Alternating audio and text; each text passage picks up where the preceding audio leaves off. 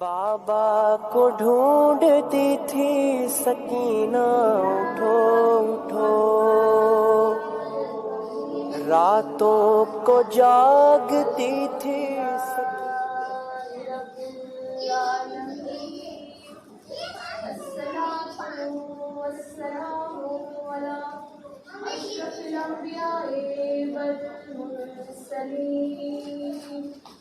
والخاتم النبي وجد الحسن والحسين مولانا بالقاسم محمد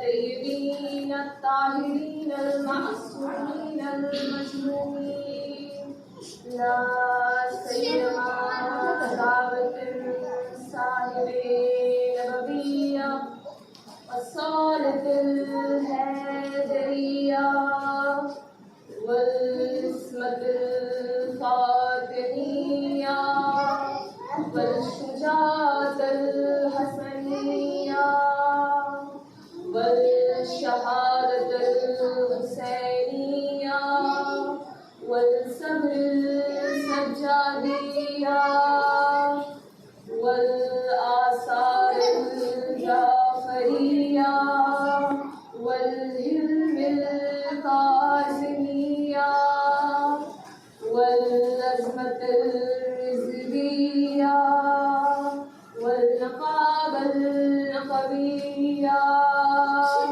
والجود التقوية والهيبة العسكرية والغيبة المهدية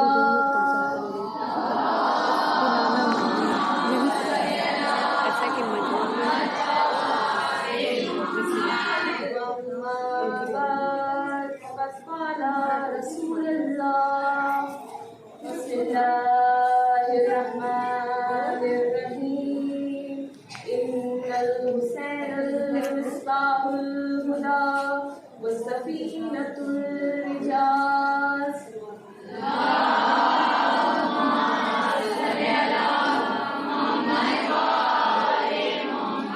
بسم الله الرحمن الرحيم اللهم كل وليك الحجة بن الحسن صلواتك عليه وعلى آله في هذه الساعة وليا وحافظا وقائدا وناصرا ودليلا معينا حتى تسكنه أرضك تقوى ونمتعه فيها تميلا برحمتك يا أرحم الراحمين آمين يا رب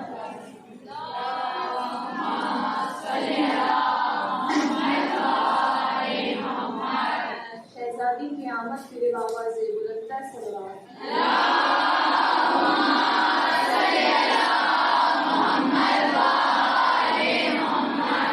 سب کی سلامتی کے لیے بابا سے بلندہ سلوات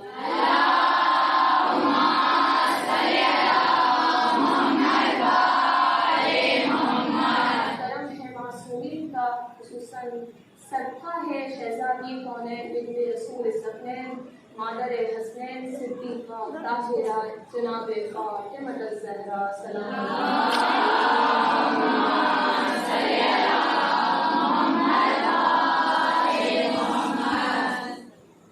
آج ہم سب یہاں جمع ہوئے ہیں یہاں پہ میری سکینہ کی بلس کرنے کے لیے تو اس موقع پہ اس امام سجاد علیہ السلام کے صدقے میں ہم دعا کرتے ہیں کہ ان کے صدقے میں بیمار کربلا کے صدقے میں جو بیمار ہیں خدا بند عالم ان کے صدقے میں جو بیمار ہیں ان کو صحت عطا فرمائے اور ہم سب دعا کرتے ہیں اس ننھے علی اصغر کا جو 6 ماہ رہے، جن کا گلا سوکھا تھا، جن کو شہید کیا گیا، ہم سب اس کی بارگاہ میں دعا کرتے ہیں کہ پروردگار عالم اس 6 ماہ کا صدقہ ہے، اس علی اصغر کا صدقہ ہے جن کی جھولی خالی ہے، جو بے اولاد ہے، پروردگار عالم کو اولاد عطا فرمائے. آواز یہ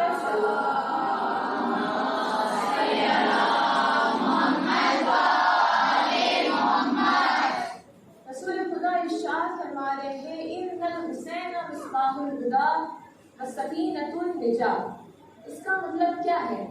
ان الحسین مصباح الہدی وسفینۃ النجات، یعنی حسین مصباح الہدی ہے اور سفینۃ النجات ہے. اب ہمیں پہلے یہ جاننا ہے کہ مصباح الہدی کا مطلب کیا ہے، مصباح الہدی کا مطلب کیا ہے، اور سفینۃ النجات کا مطلب کیا ہے. ان الحسین مصباح الہدی و سفینۃ النجات، اس کا مطلب یہ ہے کہ حسین ایسے چراغ ہیں، ایسی روشنی ہے. آپ کے طور پہ آپ کے سامنے میں ایک مثال دینا چاہوں گی. اس امام بارگاہ میں آپ یہاں تشریف لائی ہیں، اگر یہاں پہ اندھیرا ہوتا، یہاں لائٹس آف ہوتی، تو آپ اس امام بارگاہ میں آتی تو ہو سکتا تھا کہ اندھیرے میں آپ گر جائیں، ہو سکتا تھا کہ آپ کچھ نظر نہیں آیا. ہمیں اگر روشنی نظر نہیں آتی ہے تو ہم اپنے جگہ جہاں ہمیں جانا ہے ہم وہاں نہیں جا سکتے ہیں، لہٰذا ہمیں کسی چیز کی روشنی کی ضرورت پڑتی ہے. اگر ہمیں روشنی نہ ملے تو ہم اپنے منزل تک نہیں پہنچ سکتے ہیں. تو رسول خدا نے کیا ارشاد فرمایا؟ ان الحسین مصباح الہدی، یعنی حسین ایسا چراغ ہے، ایسی روشنی ہے کہ اگر ہمیں وہ روشنی مل جائے، وہ چراغ ہمیں مل جائے تو ہم اپنے منزل تک پہنچ سکتے ہیں. اور رسول خدا نے کیا ارشاد فرمایا؟ ان الحسین مصباح الہدی وسفینۃ النجات. سفینہ کیا ہوتا ہے؟ سفینہ مطلب کشتی. اگر ہمیں ایک ندی ہے، مثال کے طور پہ ایک ندی ہے، ہمیں اگر پانی ہے بہت سارا، ہمیں اگر یہاں سے اس طرف جانا ہے تو ہمیں کیا چیز چاہیے؟ ہمیں ایک سفینے کی ضرورت ہوگی، ہمیں ایک کشتی کی ضرورت ہوگی. اگر ہم بنا کشتی کے، بنا سفینے کے اگر ہم چلے جائیں تو ہم ڈوب سکتے ہیں. لہٰذا ہمیں کیا چاہیے؟ ہمیں ایک سفینہ چاہیے. آپ یہاں پہ توجہ کریے کہ ہمیں ایک سفینہ چاہیے، ہمیں ایک کشتی چاہیے. تو ان الحسین مصباح الہدی و سفینۃ النجات، یعنی حسین ایسے چراغ ہدایت ہے اور سفینۃ النجات ہے. اگر حسین اگر ہمیں مل جائے، اگر ہمیں مل جائے تو ہم اس کشتی میں اگر سوار ہو جائے تو ہم اپنی منزل تک پہنچ سکتے ہیں. اب آپ ہی سوچئے کہ وہ منزل میں پہنچنا ہے، ہمیں کشتی میں سوار ہونا ہے. ہمیں وہ کشتی میں جب سوار ہونا ہے، اس سفینے میں اگر ہمیں سوار ہونا ہے تو وہ سفینہ کیا ہے، وہ کشتی کیا ہے؟ یہی فرش ازاہی تو ہے جس میں ہم آ کے بیٹھتے ہیں، امام حسین علیہ السلام کی مجلس سنتے ہیں. اور آپ خود سوچئے کہ اس فرش ازا میں ہمیں کیا نہیں ملتا ہے. اس فرش ازا میں ہمیں یہ بھی پتا چلتا ہے کہ ماں باپ کی اہمیت کیا ہوتی ہے، پڑوسی کی اہمیت کیا ہوتی ہے، غریبی امیری یہاں پہ آگے سب ختم ہو جاتا ہے. تو آپ یہ سوچئے کہ یہ جو کشتی ہے، کشتی نجات ہے، آپ خود سوچئے کہ جب اس فرش ازا میں آتے ہیں، اس دروازے کے باہر ہم اپنے اختیار میں رہتے ہیں. ہم جو چاہتے ہیں ہم کہتے ہیں ہم بہت امیر ہیں، ہم کہتے ہیں ہم بہت غریب ہیں. کوئی کہتا ہے ہم کالے ہیں، کوئی کہتا ہے ہم گورے ہیں، کوئی کہتا ہے ہم مسلمان ہیں، کوئی کہتا ہے ہم عیسائی ہے، کوئی کہتا ہے ہم شیعہ ہیں. لیکن یہ سفینہ اگر ہمیں مل جائے، اگر یہ ہمیں فرش ازا ہمیں مل جائے، امام حسین علیہ السلام کا ہمیں اگر فرش ازا مل جائے تو آپ کو سوچئے کہ اس فرش اعضا میں جب ہم آتے ہیں، اس دروازے کے اندر ہم جب داخل ہوتے ہیں تو ہمارے اختیار میں ہم نہیں ہوتے ہیں. ہم کیونکہ جب اس دروازے کے اندر آتے ہیں تو ہم حسینی کہلائے جاتے ہیں، ہماری آنکھیں حسینی کہلائی جاتی ہیں، ہمارے قدم حسینی کہلائے جاتے ہیں، ہماری زبان حسینی کہلائی جاتی ہے. کیونکہ اس فرش اعضا میں آ کے غروریت ختم ہوتی ہے، اس فرش اعضا میں آ کے امیری غریبی ختم ہوتی ہے. یہاں آ کے سب حسینی کہلاتے ہیں. صلوات محمد والا.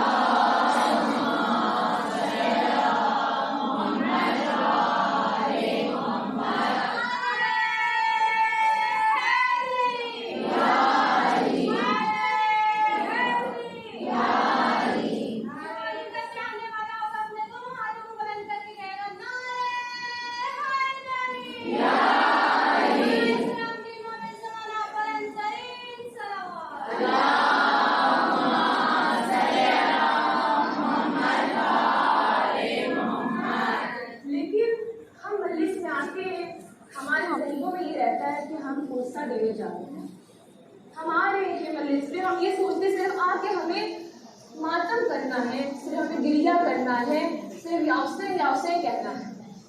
مگر ہمیں اس دروازے کے اندر داخل ہونے سے پہلے ہمیں یہ جاننا ضروری ہے کہ مقصد حسین کیا ہے. آپ کو سوچیے کیا فائدہ اس مجلس کا اگر ہم اس مجلس میں بیٹھ کے بھی ایک دوسرے کے لیے کینہ رکھیں. اگر ہم اس فرش اعضا میں بیٹھ کے ہی یہ سوچیں کہ ہم بہت بڑے امیر ہیں، ہمارا بہت نام ہے، تو کیا فائدہ. کیونکہ آپ تو آئیں گے، کسی کو آپ کی نیت نہیں جانتا کوئی، پر جو بیوی اس فرش اعضا میں آتی ہیں وہ جانتی ہیں کہ کون اس فرش اعضا میں کس نیت سے آ رہا ہے، اس کے دل میں کیا ہے. تو اگر ہم آ کے سب کو یہ دکھا رہے ہیں کہ ہم محب حسین ہیں، حسین کو چاہنے والے ہیں، ہم امام حسین کو بہت چاہتے ہیں، ہم بہت عزاداری کرتے ہیں، مجلس کرتے ہیں، ماتم کرتے ہیں، ذاکرہ بلاتے ہیں، تبرکات بتاتے ہیں، بہت اچھے اچھے تبرک بانٹتے ہیں. مگر اگر ہمارے دل میں ہمارے پڑوسی کے لیے یا کسی کے لیے بھی، رشتہ دار کے لیے ہی اگر کینہ ہے تو کیا فائدہ. کیونکہ مقصد حسین یہی ہے، مقصد حسین یہی ہے کہ اس فرش اعضا پہ آ کے آپ سب ختم کر دیں، بلکہ اس فرش اعضا سے اٹھ کے بھی جب آپ جائیں تو آپ یہ بھول جائیں کہ ہمارے دل میں کسی کے لیے کینہ ہے. کیا ہم غریب ہیں، کیا ہم امیر ہیں، کالے ہیں، گورے ہیں. کیونکہ امام حسین علیہ السلام دل دیکھتے ہیں، کسی کے لباس نہیں دیکھتے ہیں، کسی کی سوچ نہیں دیکھتے ہیں. امام حسین علیہ السلام صرف دل دیکھتے ہیں کہ کس کے دل میں میرے لیے خلوص ہے. اور اگر ہم یہ سوچ رہے ہیں کہ ہم مجلسیں کر رہے ہیں، بہت بڑی مجلسیں کر رہے ہیں، ہمارا نام ہو جائے، یقین مانیے کہ نام ہو جائے تو بیوی روتی ہیں. کیونکہ امام حسین نے اتنی قربانیاں دی ہیں، کس لیے دی ہیں؟ اسی وجہ سے تو دی ہیں کہ ہم جو امام حسین کے چاہنے والے ہیں، ہم یہ جانیں کہ مقصد حسین کیا ہے، وہ ہم جانیں. صلوات محمد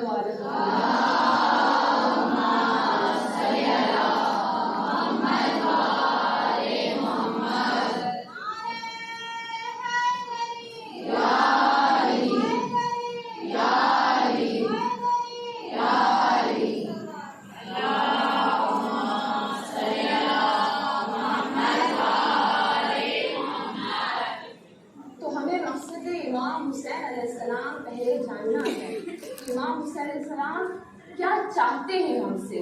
صرف مجلسیں کرنا نہیں چاہتے ہیں. اگر ہم صرف ماتم کرتے جا رہے تو کوئی فائدہ نہیں. اگر ہم بے نمازی ہیں، اگر ہم نماز نہیں پڑھ رہے ہیں تو کوئی فائدہ نہیں ہے. اگر ہم شہزادی کو منانے کے لیے فرش اعضا پہ آ کے گریہ کر رہے ہیں لیکن ہماری خود کی ماں گھر پہ رو رہی ہے، ہم اس سے چلا رہے ہیں، ٹھیک سے ہم بات نہیں کر رہے ہیں، تو کیا فائدہ.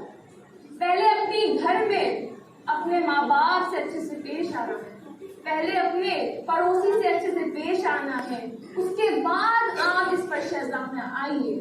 اس کے بعد آپ اس پر شہزادہ آ کے بیٹھیے، پھر جا کے گریا کریے تو ضرور قبول ہوگا۔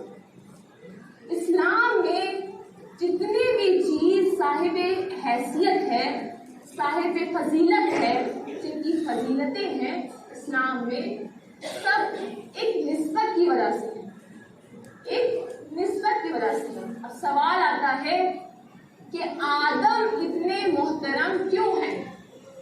حضرت آدم اتنے محترم کیوں ہیں؟ ان کی ہر اولاد محترم کیوں نہیں؟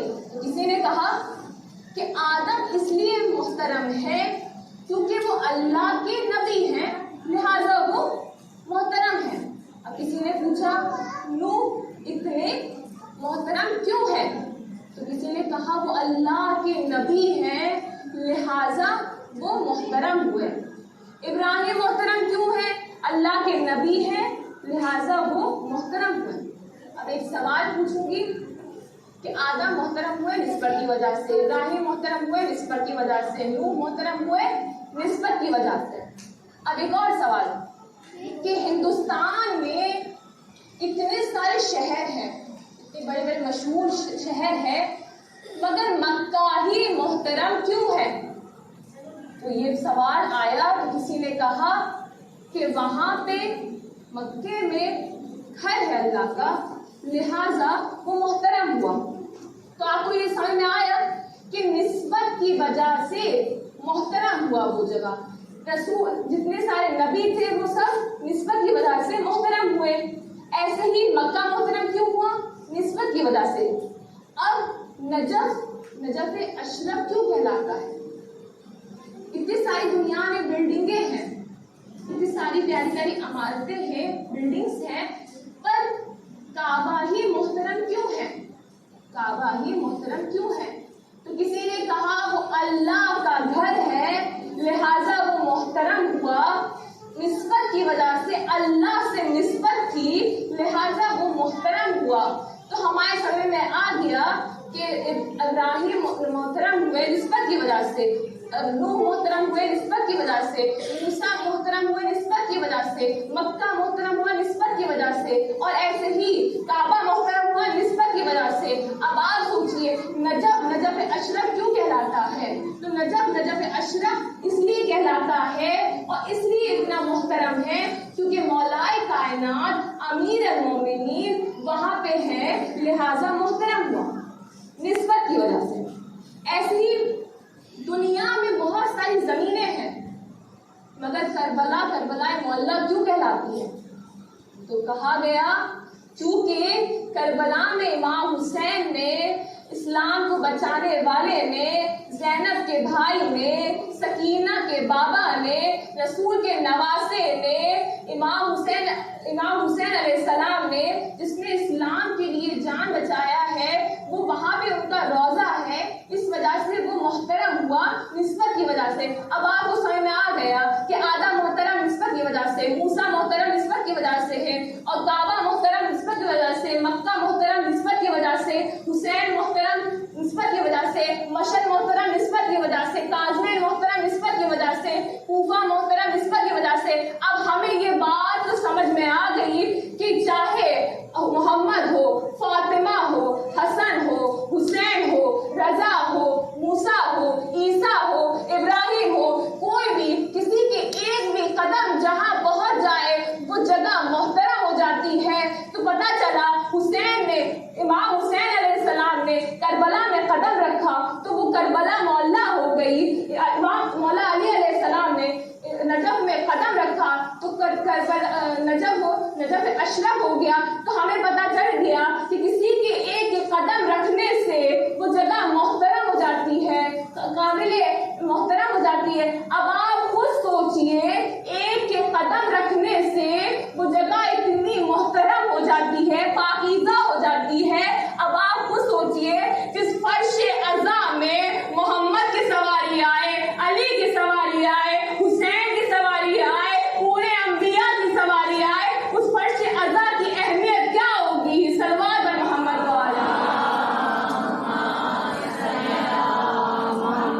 والے محمد زبا کے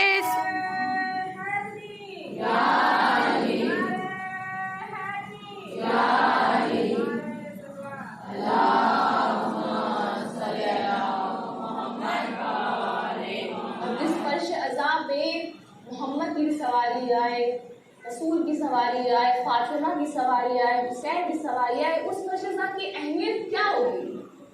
اب آپ کو سوچئے، جس فرش ازاں میں سارے انبیاء آئے، سارے امام آئے، اس فرش ازاں کی اہمیت کیا ہوگی؟ اب آپ سمجھ گئے کہ کیوں کہا جاتا ہے کہ اس فرش ازاں میں آئے تو احترام کے ساتھ آئے، کیوں کہا جاتا ہے سر ڈھانپ کے آئے، اس فرش ازاں میں آئے، کیونکہ ہم تو یہاں عورتیں بیٹھی ہیں، مگر آپ کو سوچئے کہ اگر آپ کے سامنے امام آ جائیں تو آپ بنا دوپٹے کے ان کے سامنے آ سکتے ہیں؟ جس فرش ازاں میں امام خود آ رہے ہیں، یہاں کوئی آدمی کوئی نہیں ہے، کوئی نامحرم نہیں ہے یہاں پہ، لیکن یہاں پہ سارے امام تشریف لاتے ہیں، پر ہم گنہگار ہیں، ہم نہیں دے سکتے اپنی آنکھوں سے۔ تو اب آپ اپنی فضیلت میں جان لیجیے، ابھی تو فرش ازاں کی اہمیت آپ کو پتہ چل گئی، لیکن اپنی فضیلت میں جان لیجیے کہ آپ کی فضیلت کیا ہے، آپ کی فرش ازاں میں آنے کی فضیلت کیا ہے۔ صلوات بر محمد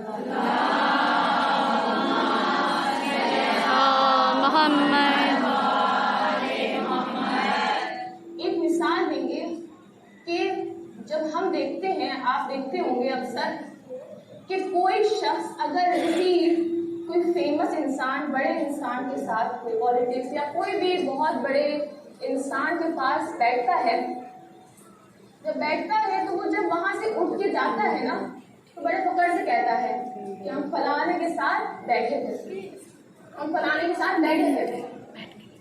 تو آپ کی فضیلت کیا ہے؟ جب انسان دیکھتے ہیں دنیا میں کہ کچھ لوگ جو اتنے بڑے انسان کے پاس اٹھ کے جاتے ہیں، اٹھ کے جانے کے بعد بڑے فخر سے کہتے ہیں کہ ہم فلانے کے ساتھ بیٹھے تھے، فلانے کے ساتھ بیٹھے تھے، تو یہ سوچئے کہ کتنا صدقہ ہے پروردگار عالم کا اور اس حسین کا، جس کی وجہ سے اس فرش ازاں پہ جب ہم آتے ہیں تو ہم بڑے غرور سے ہمیں اٹھنا چاہیے، جب ہم یہاں سے اٹھ کے جاتے ہیں بڑے فخر سے ہمیں اپنے بازو کو دیکھنا چاہیے، کیونکہ جب ہم عام دنیا میں جب بیٹھتے ہیں اور ہم کسی بڑے انسان کے ساتھ بیٹھتے ہیں، وہاں سے اٹھ کے ہم جب جاتے ہیں تو ہم بڑے فخر سے کہتے ہیں کہ ہم فلانے کے ساتھ بیٹھے تھے۔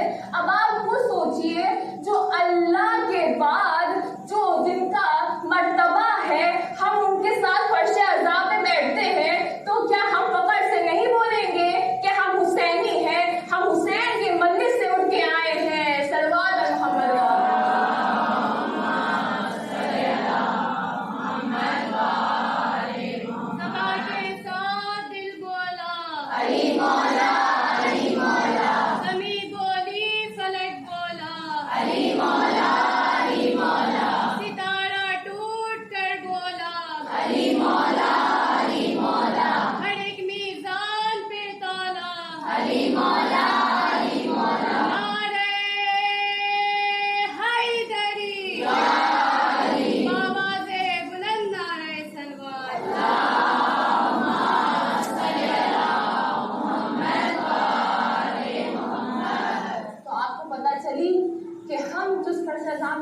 جاتے ہیں، یہاں سارے انبیاء کے ساتھ ہم اٹھ کے جاتے ہیں، تو ہم بڑے فخر سے کہہ سکتے ہیں کہ ہم حسینی ہیں، امام حسین علیہ السلام کو چاہنے والے ہیں۔ اور ایک بات بتائے کہ آپ کے گھر اگر کوئی مہمان آتا ہے، کوئی آپ کے گھر پہ دعوت پہ آتا ہے، تو آپ اسے ہی تو بلاتی ہیں نا، جس کو آپ چاہتی ہیں بلانا، جس کو آپ انوائٹ کرتی ہیں، گھر پہ بلاتی ہیں، وہی تو آتا ہے نا۔ اور آپ کے اختیار میں رہتا ہے کہ ہم کیسے اس کے سامنے مہمان نوازی کریں، کیسے اس کے سامنے کھانا پیش کریں، کیا کھانا لائیں، کیسے اس کو بٹھا لیں، کیسے کہاں، سب کچھ آپ کے ہی اختیار میں رہتا ہے۔ اب آپ خود سوچئے کہ ہم کسی کو روک دیتے ہیں کہ فلانا مجلس نہیں پڑے گا، فلانا نوحہ نہیں پڑے گا، فلانا نہیں آئے گا، تو آپ کو سوچئے آپ کس طریقے سے کہہ سکتے ہیں، کیسے کس حق سے کہہ سکتے ہیں کہ فلانا نوحہ نہیں پڑھ سکتا، فلانا مجلس نہیں پڑھ سکتا، فلانا تبرک نہیں رہ سکتا، کسی کو بلانا نہیں ہے، کیونکہ جس فرش ازاں پہ ہم آ رہے ہیں، یہ فرش ازاں ہماری تو ہے نہیں، یہ فرش ازاں شہزادی کی ہے، تو شہزادی جسے چاہتی ہے، شہزادی جسے چاہتی ہے وہی اس مجلس میں آتا ہے۔ ابھی آپ خود نہیں آئی ہیں اس فرش ازاں، इस फशरनाम में आपको शहजादी ने बुलाया है, आपके दिलों में ये डाला है कि फशरजा में आया कि कदम चले हैं यहाँ पे आने के लिए, लिहाजा हम कोई नहीं होते हैं कि हम किसी को कह दें कि आप मजलिस में नहीं आएंगे, हमें कीना है अगर किसी से, उसको नहीं बुलाएंगे, फलाना नहीं आएगा, फलाना ऐसे नहीं, फलाना वो, लड़ाई झगड़े की वजह से। लेकिन इस फशरजा में हमें कोई हक नहीं है, क्योंकि ये मादर हुसैन की फशरजा है। वो जिसे चाहती है बुलाती है, वो जिसे चाहती है नौहा बढ़वाती है, वो जिसे चाहती है मजलिस करवाती है, वो जिससे चाहती है तबर्रुक बढ़वाती है। वो अलग बात है कि वो बीबी फातिमा ज़हरा हमारे दिलों में डालती है कि फलाने को पढ़ना है, लेकिन हमें कोई हक नहीं है कि हम किसी को रोके टोके और किसी से ये कह दें कि यहाँ पे नहीं आओ, क्योंकि जब यहाँ से कोई अगर दिल दुख के जाएगा तो इसका मतलब उसका दिल नहीं टूटा है, बल्कि फातिमा ज़हरा का दिल टूटा है। सल्लल्लाहु अलैहि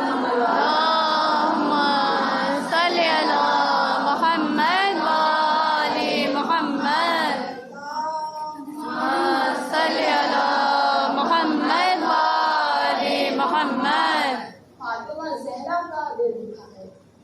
तो हमें ये हमेशा ये जानना जरूरी है, हमारे जहनों में चीज होनी जरूरी है कि हम फशरजा में आ रहे हैं, किसी का दिल न डूबे। हम और आप नहीं जानते हैं कि हम बड़े उससे आते हैं कि फशरजा में आ रहे हैं, मगर आप नहीं जानती हैं कि बीबी फातिमा का दिल कितना दुख जाता है। जब हम इस फशरजा में आते हैं, हमारे दिलों में किसी के लिए कीना होता है, बोरियत होती है, तो बीबी बहुत शर्मिंदा हो जाती है। मैं आपके सामने एक वाक़या सुनाऊंगी, अगर आप गौर से सुनेंगे तो जरूर आपकी आंखें नम हो जाएंगी। एक शख्स था जो मौला को बहुत चाहता था, जैसे हम मौला को चाहते हैं। हम चाहते हैं कि मौला हम आपके लिए क्या न कर दे, हम आपके लिए मजलिस कर दें, चाहे हम नहीं न कर पाए लेकिन छोटी ही कर दें, हम चाहे मातम ही कर रहे हैं लेकिन गुस्सा हम दे दें। ये भी जानते हैं क्योंकि हम वहीं पे हुसैन है ना, तो हम चाहते हैं कि बीबी को फुर्सा दे दें, हम अपनी मजलिसें कर लें। और हमारे जहनों में होता है कि कोई जैसे शख्स नहीं कर पाता है मजलिस, इतना उसके पास पैसा नहीं होता है, वो नहीं कर पाता है। क्योंकि यकीन मानिए जो बड़ी बड़ी मजलिसें होती हैं उसमें तो ठीक है, लेकिन जिस मजलिस में कोई ना हो, सिर्फ भाई घर के हो, छोटी सी मजलिस हो, लेकिन अगर उसके उन लोग के दिल में खुलूस हो तो यकीन मानिए कि बीबी आती है। तो वो जो शख्स था वो मौला को बहुत चाहता था। वो मजलिसें करता था इमाम हुसैन अलैहिस्सलाम के नाम की। एक बार ऐसा हुआ कि साल गुजरते गए, एक मरतबा वो उसका बिजनेस खराब हो गया, लॉस हो गया बिजनेस में। तो उसके बाद पैसा नहीं बचा। वो जो मजलिसें करता था इमाम हुसैन अलैहिस्सलाम की, उसके बाद पैसा नहीं बचा, तो वो बड़ा शर्मिंदा था, परेशान था। यहाँ पे चांद मुहर्रम आया, जैसे चांद मुहर्रम आता है बेचैन हो जाता है, कभी इधर जाता है कभी उधर जाता है, सोचते हैं पैसा कहाँ से लाए, कैसे हम इमाम हुसैन अलैहिस्सलाम की मजलिस कर सकते। एक मरतबा आता है अपनी बीवी के पास, आगे कहता है कि मुझे इमाम हुसैन की मजलिस करनी है। बीवी कहती है तो हम करेंगे मजलिस। कहते हैं कि मेरे पास पैसे नहीं है, वो पैसे मेरे पास नहीं है इमाम हुसैन अलैहिस्सलाम की मजलिस करने के लिए, हम कैसे मजलिस करेंगे। बीवी से पूछा तुम्हारे पास कुछ जेवर हैं? बीवी ने कहा नहीं, मेरे पास कोई जेवर नहीं। कहा कुछ तो है घर में क्या कि हम इसे बेच दे और हुसैन की मजलिस कर सकें। बीवी कहती है मैं जाके देखती हूँ। बीवी गई अंदर, बीवी ने देखा कि घर में कुछ नहीं था, घर में कुछ भी नहीं था। आगे कहती है अपने शौहर से कि हमने घर में जाके देखा लेकिन कुछ नजर नहीं आया, ना मेरे पास पैसे हैं, न जेवर है, न बर्तन है, कुछ नहीं बचा है, लिहाजा हमारे पास कुछ नहीं बचा है, हम इमाम हुसैन अलैहिस्सलाम की मजलिस नहीं कर पाएंगे। शौहर कहता है अपनी बीवी से कि एक चीज سامنے. کہتا ہے میرے پاس ایک چیز ہے، اگر تو راضی ہو جائے تو امام حسین کی مجلس ہو جائے. ایک مرتبہ جیسے ہی کہا کہ ایک چیز ہے تو وہ کہتی کیا، ایسی کون سی چیز ہے؟ میں نے دیکھ لیا کہ نہیں ہے میرے پاس. کہا ہمارے پاس ایک بیٹا ہے نا، ہمارے پاس ایک بیٹا ہے، اگر تم اجازت دو گی تو ہم امام حسین کی مجلس کر سکتے ہیں اس بیٹے کو بیچ کے. اب آپ خود اولاد والی ہے نا، آپ جانتی ہیں کہ اولاد سے محبت کیا ہوتی ہے. ایک مرتبہ وہ رونے لگتی ہے، رونے کے بعد اس کے شوہر آ کے کہتا ہے کہ تم رونے لگی، تم تو بڑا حسین حسین کہتی تھی. وہ کہتی تھی کہ میں حسین کے لیے سب قربان کر دوں، میں تو کربلا میں ہوتی ہے میں اپنے حسین کے لیے سب قربان کر دیتی، تم رونے لگی. تو بیوی کہتی ہے نہیں، میں اس وجہ سے رو رہی ہوں کہ جب میں مسائل سنتی تھی نا علی اکبر کے، جب میں مسائل سنتی تھی قاسم کے برچی لگی تھی سینے میں، جب میں سنتی ہوں کہ گٹی میں لے کے آیا گیا تھا قاسم کو، تو میں یہ کہتی تھی کہ بیوی میں اپنے اولاد کو قربان کر دوں گی آپ پہ، مگر جب نوبت آئی ہے نا اپنے اولاد کو دینے کی تو میرا کلیجہ پکڑ رہا ہے. میں کیسے اپنے اولاد کو بھیجوں بیچنے کے لیے. ایک مرتبہ وہ رونے لگتا ہے، شوہر کہتا ہے تم ایسا مت بول، شرمندہ نہ کر مجھے، میرے پاس جو اولاد ہے میں قربان کرنے کے لیے تیار ہوں حسین کے خاطر. دیکھ رہی ہے کہ کیا جذبہ ہے امام حسین کے لیے، فرش عزا بچھانے کے لیے اپنے اولاد کو بیچنے کے لیے تیار ہے. بیوی سے کہتا ہے جا اپنے بیٹے کو تیار کر دو. بیوی جا کے تیار کرتی ہے اپنے بیٹے کو رخصت کرتے ہیں، بیٹے کو رخصت کر دیتے ہیں.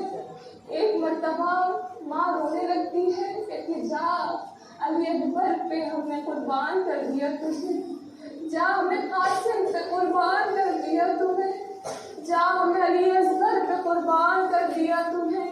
ایک مرتبہ بیٹے کو بیچ دیا. ایک مرتبہ اس زمانے میں جب بیچا جاتا تھا نا کسی کو تو اس کی قیمت اس کے وزن سے ہوتی تھی، لیکن اس کا بیٹا 18 سال کا تھا، اتنا وزن نہیں تھا، اتنا اس کے پاس وزن نہیں تھا کہ وہ اس کو پیسہ دے سکے. ایک مرتبہ وہ جب جاتا ہے بیچنے کے لیے، جا کے کہتا ہے میرے بیٹے کو لے لو اور مجھے مجلس حسین کرنا ہے. اس نے کہا نہیں، ہمارے پاس اتنا پیسہ ہم نہیں دے سکتے ہیں تمہیں. کیوں؟ کہا کہ تمہارا بیٹا بہت لاغر ہے، بہت جوان ہے، اس کے پاس وزن اتنا نہیں ہے، ہم غلامی کے لیے رکھنا چاہتے ہیں، لہٰذا ہم نہیں رکھ سکتے ہیں تمہارے بیٹے کو. ایک مرتبہ اپنے بیٹے کا ہاتھ لیتا پکڑتا ہے اور جیسے ہی آگے آگے چلتا ہے نا، ایک دفعہ دیکھتا ہے کہ ایک گھوڑے پہ سوار ایک شخص آ رہے ہیں. تصور کریے آپ لوگ، ایک گھوڑے پہ سوار ایک شخص آ رہے ہیں، نقاب پہنا ہوا ہے، اور جیسے ہی وہ شخص جاتا ہے شرمندہ ہو کے آنکھیں نیچے ہوتی ہے، رو رہا ہوتا ہے، اپنے بیٹے سے کہتا ہے کہ ہم حسین کے مجلس نہیں کر پائیں گے، ہم حسین کے لیے فرش عزا نہیں بچھا پائیں گے، ہمارے پاس اتنا پیسہ نہیں ہے.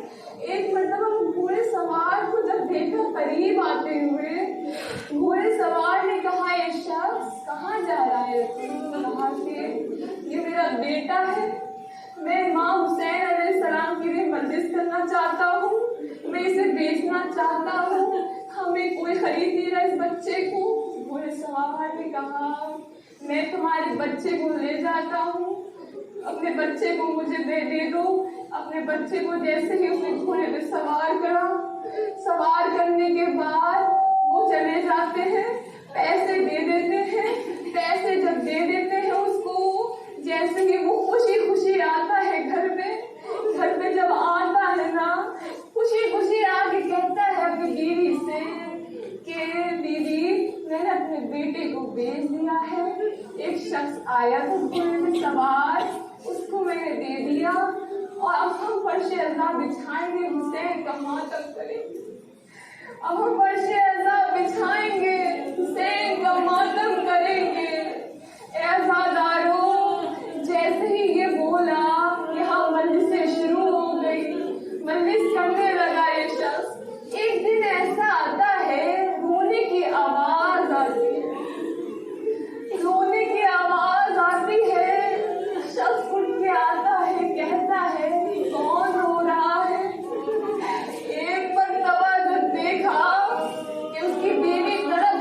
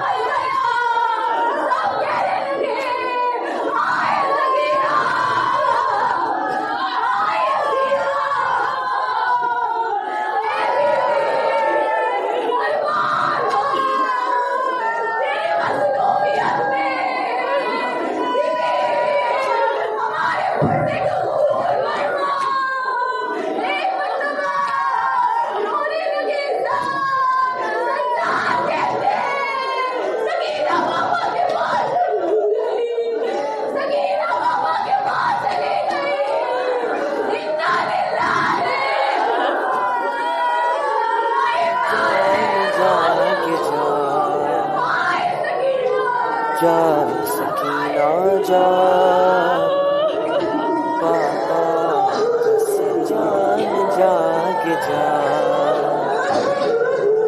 जाग सकीना जाग, बाबा का सर आया।